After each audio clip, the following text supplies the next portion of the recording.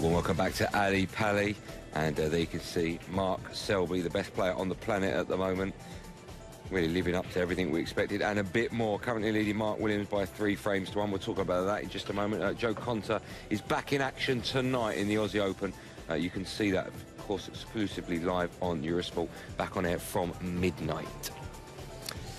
Yeah, at the moment, 2 times champion in the world, current world #1, current UK champion Mark Selby leading 3-1 against Mark Williams.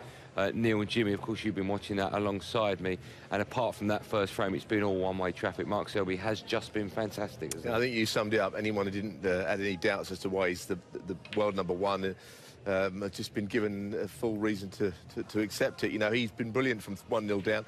He's now actually, just for the record, he's 327 points without reply. The Masters record is 556 O'Sullivan against Ricky Walden when he made a horrible mess of him 6-0 in 2014. He's got a bit of a way to go, but who's to say he won't go on and beat that? Yeah, Jimmy, I mean, from Mark Williams' point of view, he shouldn't get annoyed or wound up because it's sort of irrelevant who's sitting in that seat today, isn't it? Yeah, he's not like the first game, you know, he dominated the first game, he looked pretty strong, and then since then, Selby's just gone up a gear and, like, you know, nearly had 2 total clearances. Yeah. Neil's just looking over his shoulder to see if either are out practicing, are they? No, they're not. Maybe they're on the waiting list for a table, as you used to get in the old billiard hall, you know. They're waiting for someone to come off and they'll get a practice in. I'm not sure, but down on the side. Let's have a look back at the first 4 frames then, because the first frame, as we know, went to Williams, and then from then on it was all Selby, it was all one-way traffic. It was, but you know what? It wasn't all perfect. I mean, obviously, we're seeing the highest break of the tournament here, and it starts off with this mistake, and, OK, you know he's made a mistake, but you don't really know that it's going to be end of frame. Here's the shot where he made a mistake, Jimmy. He played on that. He didn't play on the red he's on. He was a little bit lucky to be on that red. A little bit lucky to be a straight red into the green pocket. But Mark Williams' strength when he was playing at his best was always his long game. And he you know, at this standard these days, you've got to get them long pots. They're not pretty easy shots. And this is the reds being open. There's nothing lucky in the break from now on in. You know, this is a quality break of 139 at the moment. That stands him in for £10,000 if it holds, and it could hold. I mean, I actually think someone will beat that. Yeah, There'll be a 140 plus, but it's got to squeak. Maximum this week, do you? Yeah, that's got a squeak, but I think we all agree that we probably will see a higher break this week. Okay, now let's move on and look at the rest of the action from frame 3 now. Yeah, and go on, Neil. He gets in well here, you know, and this is the thing. He's starting to motor now. He took a lot of confidence from that, but we are going to show a couple of shots again here. But this is such an advantage, you know, like Steve Davis, Mark Selby, Neil Robertson, all 6'2", 6'3". You know, other players would have to get the rest out for the green. It's a very nice cannon there, but he misses the actual cannon on the red. I don't think that was how he played it quite like. I think he played it in between the 2, did he? But the next shot is quite an easy cannon he missed. But this is a real class shot. See, now I said that and Folsey took the mickey out of me for that. Yeah. It was a class shot, Jim, wasn't it? Yeah, a class shot, yeah. Explain to Neil why it was a class shot. Because it had to be perfect for the cannon. It wasn't a difficult shot, but it was class. It was a difficult shot. Well, OK, so let me ask you this, because this is what I was talking in all seriousness with Neil. Why he could have easily played for the pink. And I know that if he plays on the black, he then, when he pots the black, opens up the last few reds that are there. But he had to be absolutely precise with that position, so it was quite a risky shot to play. Foul to get on the black. But he's not having it, Jim. I didn't want Jimmy to play the shot because it was too easy for him. But he's in a situation where he just wants to clear up Mark Selby. You know, he wants to pot everything. He's so confident and, you know, looks superb today. Okay. One of your favourite shots from the match so far was in frame 4, where it was the black from the. Well, this is a man in form. This is a man full of confidence. You know, this is such a difficult pot. You know, and he did have an easy safety shot. And he decided to take the ball by the horns, and he knows if this goes in, he goes 3-1 up. I think the other thing difficult, not only the pot, Jim, but he's played it at a little bit of extra pace to get off the cushion up for the red. That makes it 10 times more difficult. You know that. So if you're not queuing dead straight, you can miss John that Parrott so easy. was always very good at those shots. Yeah, he used to end up on the cushion a lot. Yeah. How can you be good off the cushion? You know, I think he was good off the cushion because he used to have a big mushroom tips. That's a very good point. I never thought of it like that. We've always been saying if you want to contact Jimmy or Neil, you can use the hashtag AskJimmy. A few people have sent in some questions, so we're going to go through them now. This one's come in from MOHS. I think that's how you pronounce it. Is it true the accuracy of screwback and stun shots are higher than run through? Are the grips different for each type? And so on. Hashtag AskJimmy. So we're going to go over here. You're going to explain the difference between stun, screw, and so on. Okay. Is that okay? Well, I think the grip is fairly the same, you know, for most shots. But a stun shot is just sort of, you know, just centre the wire, stunning down. Why are you playing it off centre? Because it's a stun shot. No, but why don't you... I mean, the shot. Why don't you line it up so you can see it's a stun? Oh, you're coming down for it. He's questioning the wind. Andy, good No, job. no, what I'm saying Andy, is... good job I like your stuff. No, what I'm saying is, if you're straight, the people at home can see the white ball doesn't move after contact. If it's stun. But it's stun run you're playing. Oh, right, OK. That's all. I'm just being pedantic. Fair enough, fair enough.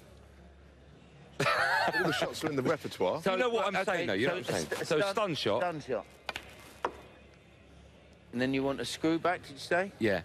But there's... But so you explain what you're doing with the screw back. You hit The screw back, you know, at bottom of the cue ball, go through the ball, screw back. I wanted to play it a stun because for a position, So some stun relevance to the shot. I will say one thing about Jimmy. He is an exception, genuinely, that he goes to the bottom of the ball, cue ball, on almost everything, you know.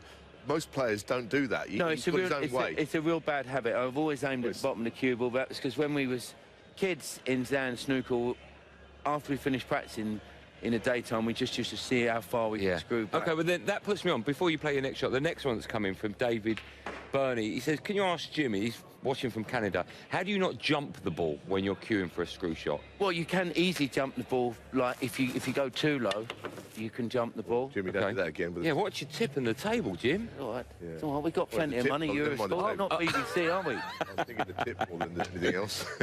But, no, if you've just got to go through the ball... You know, if you go through the ball Chalk the cue. Chalk the cue, you shouldn't jump it, no. OK. There's no one ever played the screw shot better than Jimmy. No, I know. You, No, Neil. seriously. And just going back to what Neil, Neil was saying as well, is you address the ball, and you know what I'm talking about. You address the ball badly, Yeah. lost your home. Yeah. So you go down on the cue ball, and then the last second, change where you're aiming. Yeah. You know, it's a very bad habit. If you're playing to stun that brown up for the blue, you know, I would start off here. It stays down. And then I'd find it, which is really bad. You should find it straight away as you get down. OK, so basically what we're saying is don't copy Jimmy White. No. Unless you want to win Unless things. you want to screw back all The over. only thing I'm going to say one more thing about that. I reckon he's always done it because he goes low on the ball, and at the bottom you can see where the middle is from the bottom. If you find in the middle of the ball, you go straight to the bottom. That's another way. That's why I think that he does it personally without knowing. Quick Everything he banana does shot. is instinctive. Just a tiny And bit then of you can do side on that as well. Perfect.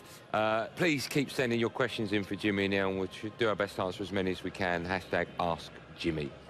Right, when we come back, of course, we'll be playing this first round match to a finish. Mark Williams with it all to do. He's currently trailing the world #1 by 3 frames to 1. We'll see you in a minute.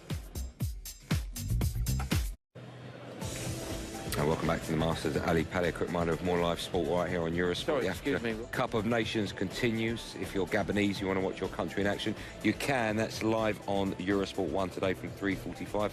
Or if you want to see how Cameroon get on in the competition, also live right here on Eurosport 1 from 6:45 tonight. We, of course, are concentrating on Mark Selby against Mark Williams, world #1, currently leading by 3 frames to 1. Just needs 3 more frames to book his place in the last 8. Neil and Jimmy, of course, still with us. Before the break, we had a few tweets in. I think it's only fair we go back and answer the last 2. This one's coming from Victor KO, and that's not me pronouncing the word Victor incorrectly. Jimmy, who's your dark horse for the tournament? I have to say Marco Fu after yesterday. That's a great call, actually. Neil? Well, I still think Barry Hawkins has not played his first round match tonight. You know, it goes under the radar for no reason. He's a really underrated player, so I say him. He's not played yet. OK, and just quickly, neither of us, or none of us, have given a prediction as to who we think will be the champion Sunday night. O'Sullivan. Neil? Have time to think about it. I don't want to rush Sure it. about that. You know, I'd actually like to say Ronnie, but I'm interested to see how he plays. OK, No, right. This one's coming from Portman Park. It's an awful question. Ask Jimmy, should the Masters be 48 players in 16 groups of 3, similar to the new World Cup football format? Qualify on Christmas Day? That's a no from Jimmy. It has to be said that the World Cup they've ruined as well with this idea. Haven't they? Never mind the Masters. Leave the Masters alone. It's absolutely it's not fine. broken. It's absolutely fine. You should give me the wild card, that's it. I'd always give you the wild card, Jim, you know that. Right. So there you go, Barry Hearn. I think we've answered your tweet, coming in under a pseudonym. Let's have a quick look at the match stats. I mean, we know it's all one-way traffic, although when you look at that, you question whether or not Mark Williams hasn't really put that much of a foot wrong. Pot success, 92 to 96. Long pot success, Jimmy mentioned, if he's going to be let down today, that's where it's going to be in his long game. Well, look, 100% to 25%, you know, that's really poor for Mark Williams. Got to up that at least to 75%. OK. So there you go. We play, of course, to a finish now. The first of 6 will book their place in the last 8, and the winner of this afternoon's game will play the winner of tonight's match.